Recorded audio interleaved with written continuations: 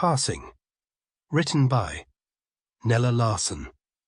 Narrated by Oliver Thompson. Part 1.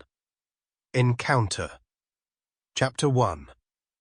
It was the last letter in Irene Redfield's little pile of morning mail.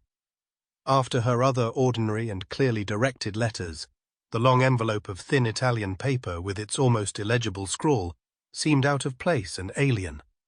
And there was, too, something mysterious and slightly furtive about it. A thin, sly thing which bore no return address to betray the sender. Not that she hadn't immediately known who its sender was. Some 2 years ago she had one very like it in outward appearance, furtive, but yet in some peculiar, determined way a little flaunting. Purple ink, foreign paper of extraordinary size. It had been, Irene noted, postmarked in New York the day before. Her brows came together in a tiny frown. The frown, however, was more from perplexity than from annoyance, though there was in her thoughts an element of both. She was wholly unable to comprehend such an attitude towards danger as she was sure the letter's contents would reveal, and she disliked the idea of opening and reading it.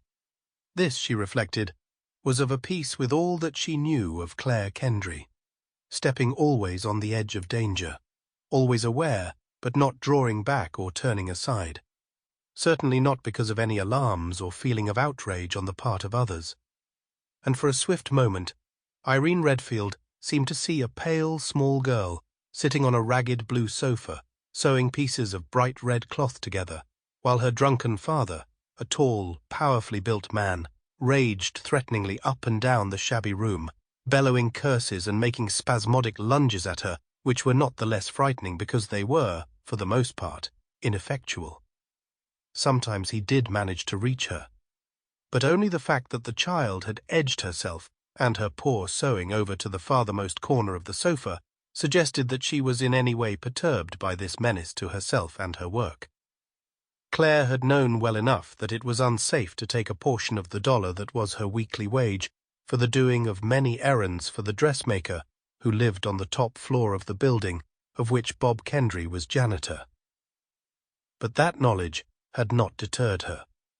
She wanted to go to her Sunday school's picnic, and she had made up her mind to wear a new dress.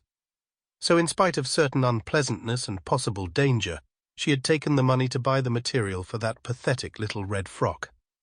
There had been, even in those days, nothing sacrificial in Clare Kendry's idea of life, no allegiance beyond her own immediate desire. She was Sample complete. Ready to continue?